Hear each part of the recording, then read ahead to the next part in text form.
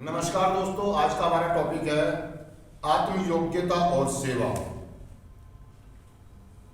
Headline है, सेवा में शामिल होने पर मुझे अब अपने उपयोगी होने का एहसास होता है। आगे है, हम में से अधिकांश जब नारकोटिक्स एनोनिमस में आए थे, हम अपनी आत्मयोग्यता की संभावनाओं को लगभग खो चुके थे। हम में से खो चुके थे। बहुत से सदस्य का कहना है कि उन्होंने अपने सुधार की दिशा में शीघ्र ही सेवा की शरण ले लेने की वजह से ही स्वाभिमान को पुनः अनुभव करना शुरू कर दिया है। निसंदेह यह अपने आप में एक करिश्मा ही होता है। जब हम अपने सेवा कार्यों से दूसरों की जिंदगी पर एक सकारात्मक छाप छोड़ देते हैं। शायद हम में से अधिकांश लगातार 30 दिनों तक अपने क्लीन रहने का अनुभव, क्षमताएं और उम्मीदें आपस में शेयर करने की योग्यता नहीं रखते। वस्तुत बहुत से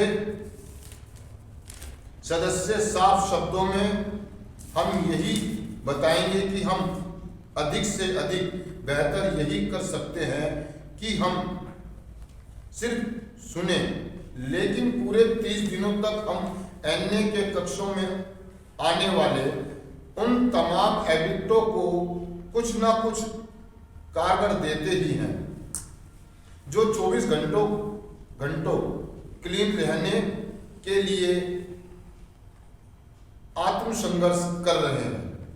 एनए में शामिल हुआ नए से नया सदस्य जो अपने नशे को छोड़ना चाहता है और उसके लिए वह कोई भी साधन अपनाए, उसे इस बात की तसल्ली नहीं हो पाती कि वह 1, 2 या 10 बरस तक अपने को एकदम नशे से दूर रख पाएगा, परंतु वह उन लोगों से पहचान पा सकता है जो 30 दिनों से क्लीन हैं और उनके चेहरों पर टोकन लेते हुए गर्व और अविश्वास का भाव झलकता है।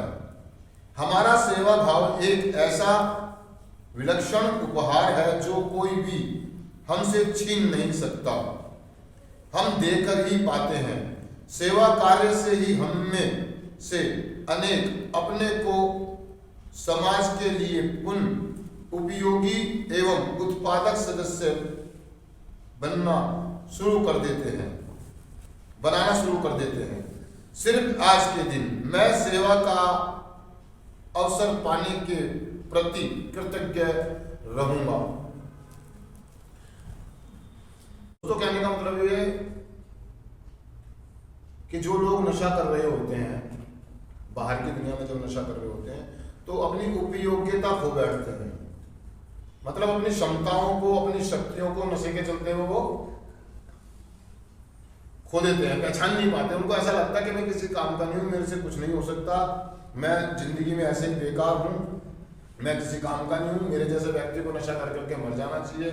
वो आत्मगिल्ट है ना, आत्मबोध और बहुत सारी चीजों के साथ वो अपने आप को छोटा और कमजोर महसूस करते हैं, गिरा हुआ सा ना।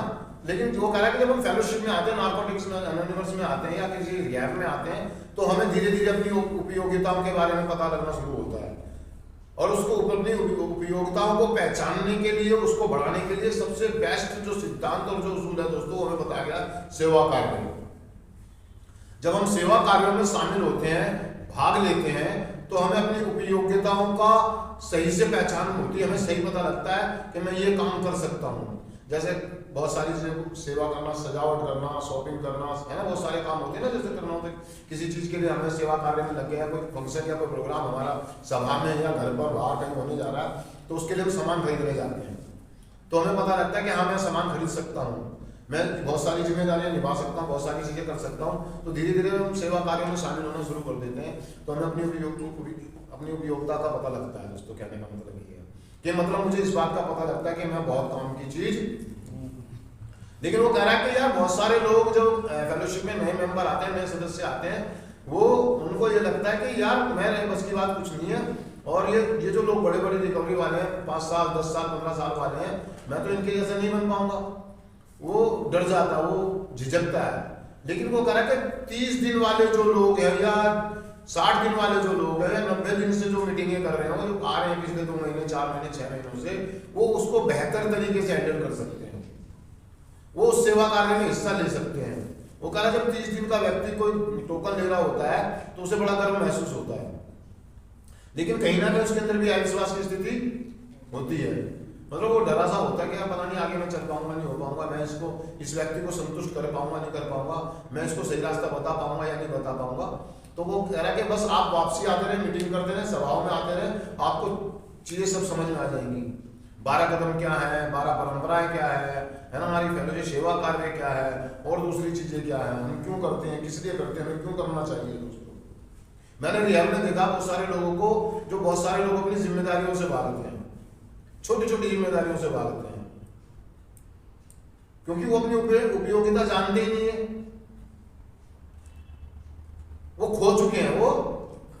लेकिन जिस दिन हम इन चीजों में भाग लेना शुरू कर देते हैं, हिस्सा लेना शुरू कर देते हैं, हमें अपनी काबिलियत का पता, हमारा आत्मसम्मान, हमारा कॉन्फिडेंट लेवल बूस्ट होता है, ऊपर की तरफ जाता है, हमें अंदर से एक किक मिलती है, एनर्जी मिलती है ना, प्रेरणा मिलती है कि यार मुझे और करना चाहिए, और करना चाहिए, और करना चाहिए। जब हम और करते चले जाते हैं तो हम कब पता नहीं सालों क्लीन हो जाते हैं, हम समाज के अंदर एक उपयोगी सदस्य बन जाते हैं, उपयोगी सदस्य बन जाते हैं, और धीरे धीरे उत्पादक सदस्य भी बन जाते हैं। वो कह रहा है कि मेरी सेवा करने की क्षमताएं, जो काबिलियत है मेरे अंदर, उसे कोई छीन नहीं सकता। मेरा सब कुछ छीन सकता कोई आदमी, लेकिन मेरी काबिलियत। बड़े बुजुर्ग क्या कह गए हैं कि भाई साहब, जहां जाएगा नर वहीं बसा लेगा घर। एक कहावत सुनी है मैंने, जहां जाएगा नर,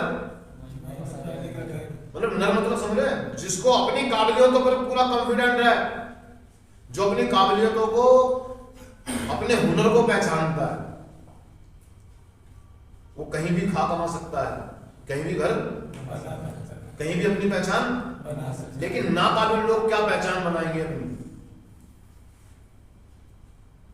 दोस्तों इसी प्रकार से मैं भी इस कार्यक्रम में आया, तो मैं भी भाग रहा था छोटी छोटी चीजों से। जैसे मेरे को शुरुआती दौर में गया कि आपको अपना बर्तन धोना, समय से उठना है, तो मैं उनसे भाग रहा था, आपको कन्फर्ट करनी है, 10 करनी है, 20 करनी है ना। तो मैं भी भाग रहा था, मैं अनपढ़ हूँ, मेरी याददाश्त बहुत कमजोर है, मुझे समझ में नहीं आता है, मैं भुलक्कड़ हूँ, मैं ऐसे बहाने बना रहा था।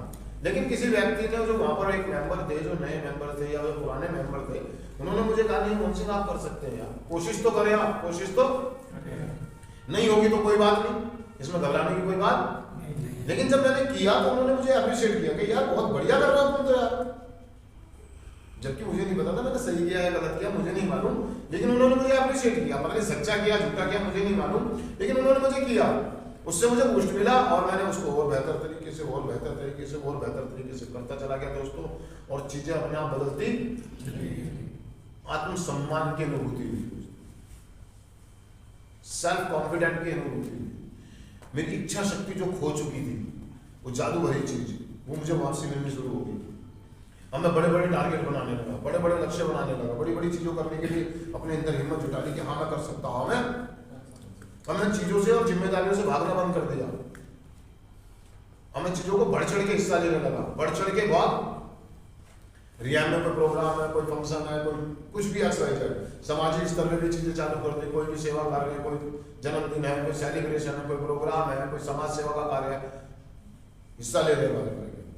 तो पहचान बनी अपनी, यार अपनी नजरों में, समाज की नजरों में, फेलोशिप की नजरों में।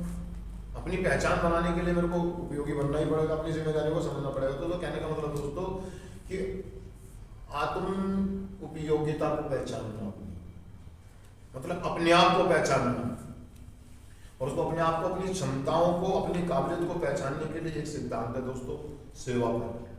आप सेवा करें निस्वार्थ भाव से।